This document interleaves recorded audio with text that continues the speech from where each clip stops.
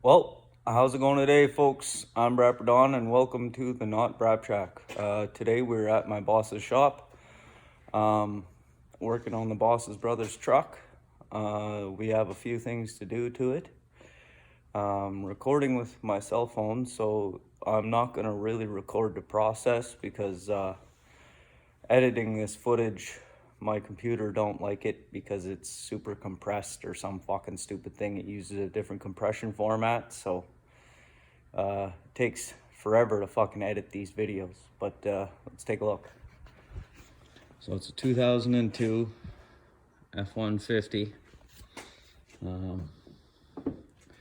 We have front rotors, rear rotors, front bearings, alternator belt, and the rear bearings should be here this morning. So we need to pull the caliper, and then we need to pull the rotor. Will come right off after that. And there's these big bolts on the back. Where are they? And, no, that one's for the brake. There's one right there, right there, and right there.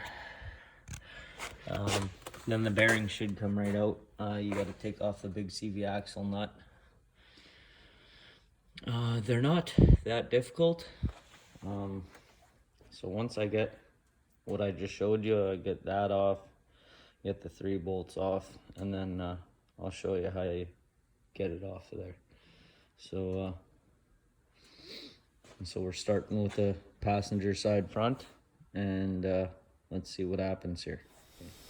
Well, there it is. Something to be said for anti-seize. Who knows when's the last time this bearing's been off of here, but pulled the bolts out and just slid right off. She's covered in the anti-seize, so now we just slide the new one on, rotor, throw the caliper back on. This corner is done. So it's fairly simple. Do a bearing on these trucks. So okay, here, so we've moved on to the driver's side. Just quick look at this. Put a little bit of anti-seize on things. And look at that. Take the bolts off and it slides right off, just like the passenger side. So there's for anybody who wants to know whether or not anti-seize works, this has been here for a minute and comes off no problem. So remember, guys, use your anti-seize, especially if you might be the next guy. So this is pretty straightforward, same thing.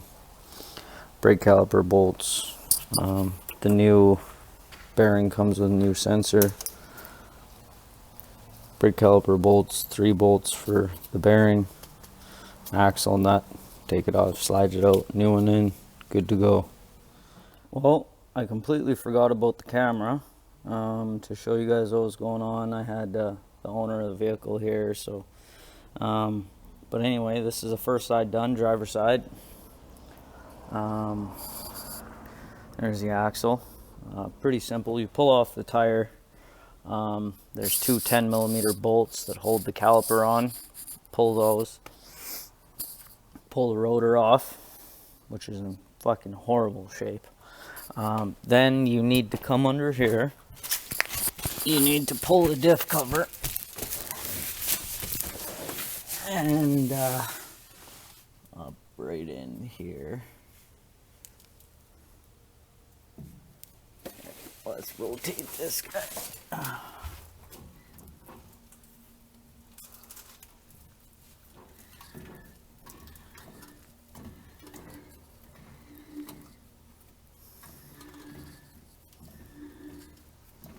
Right there.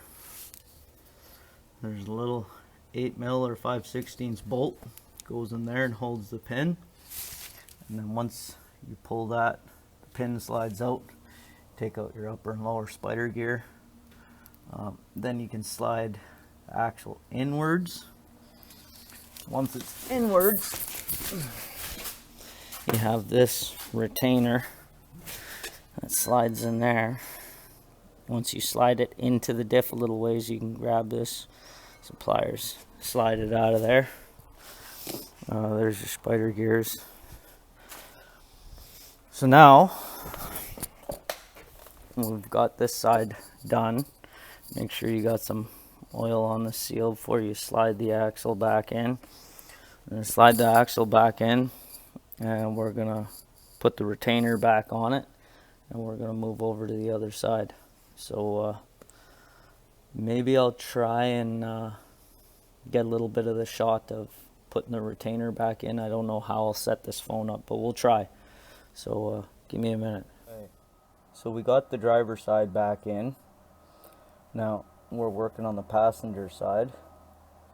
And you see, normally that's where your wheel sits, and that's why the retainer can't come out. Alright, so once you got your spider gear, your other two spider gears out, and then you just go like that. But now you see there's this collar in the way. So now what you'll do is you rotate the diff just with, I'm just turning the drive shaft. Rotate the diff, keep going, keep going. Now all of a sudden you're on the right side. Now if I can get some fucking pliers here. Or, never mind pliers. We'll use this pick. Broken screwdriver thing. Now you see, you just rotate it. Rotate.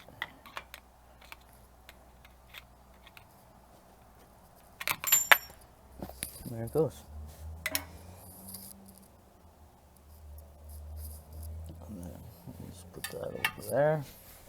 Now the axle can slide right out. Show you.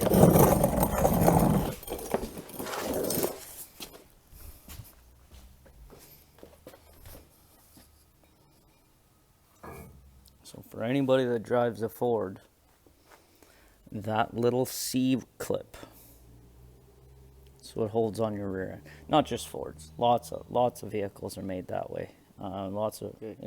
So slid the axle out. Now we got a seal. So you stick your pry bar or screwdriver in behind the seal.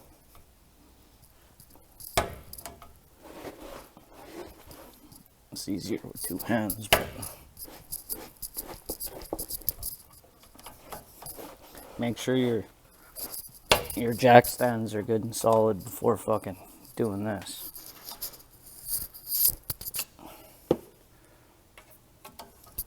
Give me a second. Okay, so I didn't bring a longer bar. I can't seem to find anything, but here's another way if you happen to have a monkey wrench around.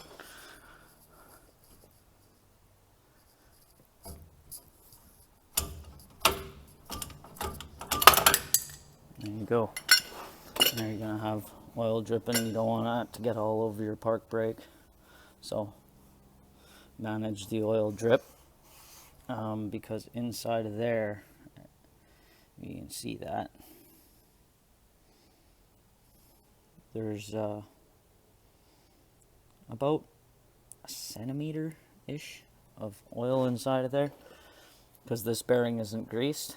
It's lubricated by the diff oil, so it doesn't feel that bad. But anyway, I'll get set up to pop this out, and I'll show you how I do that without the Ford Motor Company fucking bearing puller.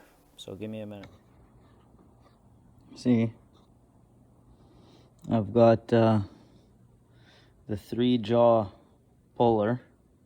You gotta insert 2 and remove the third one. Remove the top one, insert the bottom 2, and then put the third one in and slide the bolt in. Because the jaws are too big to fit through. And then I put some electrical tape on the other end of the jaws so that the zip tie don't slip. and you put tension on that so it's holding it out. Then you grab your slide hammer and you beat the fuck out of it till it comes out.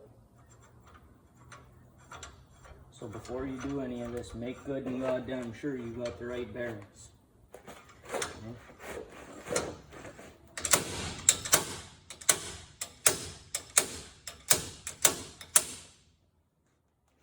There you go. And now I'm gonna clean up some stuff, and I gotta get to that oil before it drips onto the brake.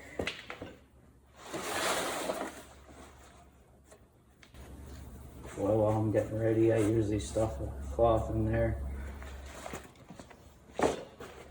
Here's the bearing. Here's the seal.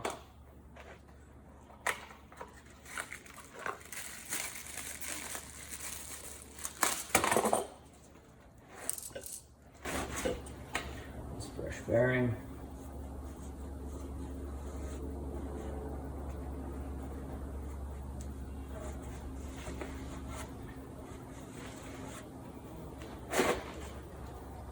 Always try and make your part numbers facing out, just as a courtesy to the next guy. Sometimes it don't hurt. Give her a little bit of diff oil on the outside of the bearing race. Stay. So now these are two parts from a ball joint tool that I have. Just happen to be the right size. You could use a giant socket if you want to, or whatever you have, but only hit on the outside of the bearing race. Don't ever hit the inside, you'll ruin the bearing.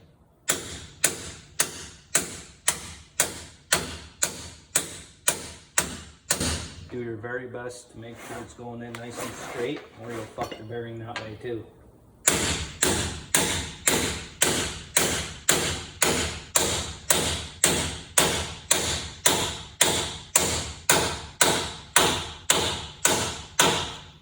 Now you can usually hear it when the bearing bottoms out, but also pay attention if there's any marking inside.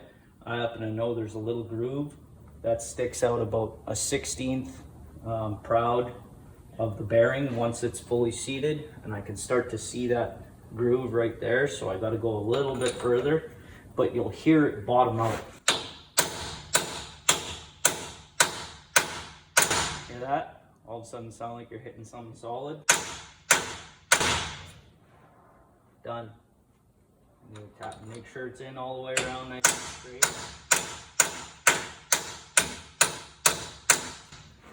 Okay. Now, not in every case, but in this particular case, we can use that same tool to put in the seal. And the same thing with the seal.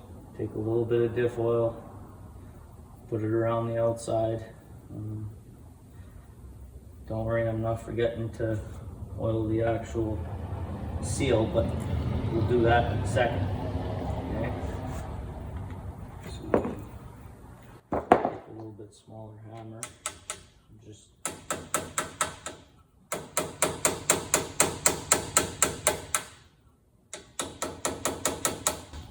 get it seated enough to stay. This is even easier to fuck up, so make sure whatever you're using is as close to the outside diameter as you can possibly get without being bigger than that. Okay, make sure it's lined up nice.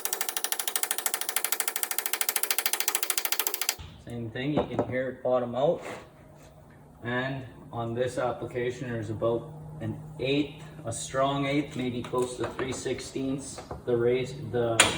The seal is inside of the axle tube. All the way around, nice and straight. Okay. Now, take a little bit of oil, put it on here. Where's that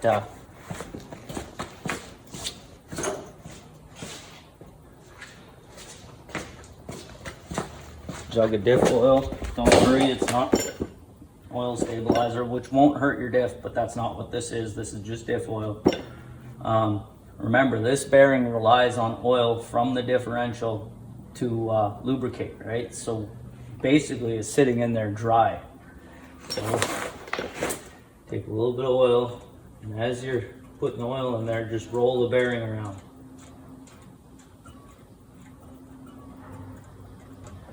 There you go.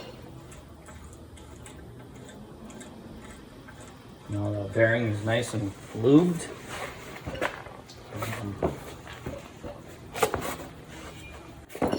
Take our axle, and we're gonna just wipe it down real good, make sure there's no dirt or debris or anything on it. Take this guy.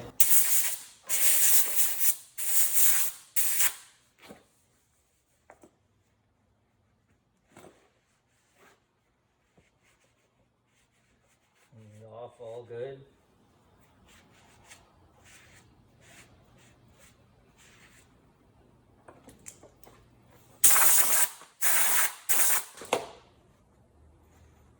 I'll make sure it's nice and clean because it's going inside of the axle tube, and any dirt that's on it can transfer to the fluid and transfer to the diff, in theory. So you're going to want to make sure the outside of your bearing race is nice and dry, because remember, this is the brake, so you don't want to have a bunch of oil getting onto your brake. Plug that hole. Right, wear a mask or hold your breath.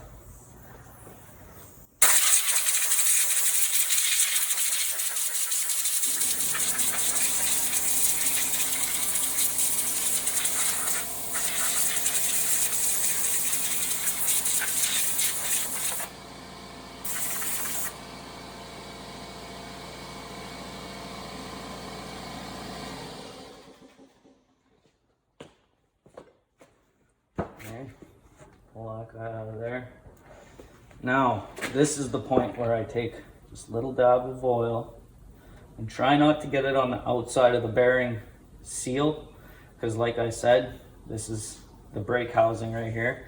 Just get it on the inside that's going to actually touch the axle. You know what I mean? You don't want that running dry. Take your axle. Try not to drag it on your seal. Lift it. Okay.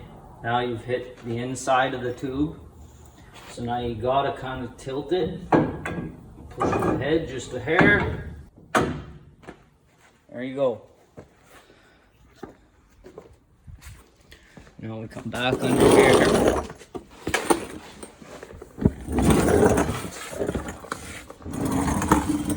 Back under here. Take our little C-clip, slide that guy right back in there. There. Now, let's see about getting these gears back in here. Give me a second. Well, back at the shop now.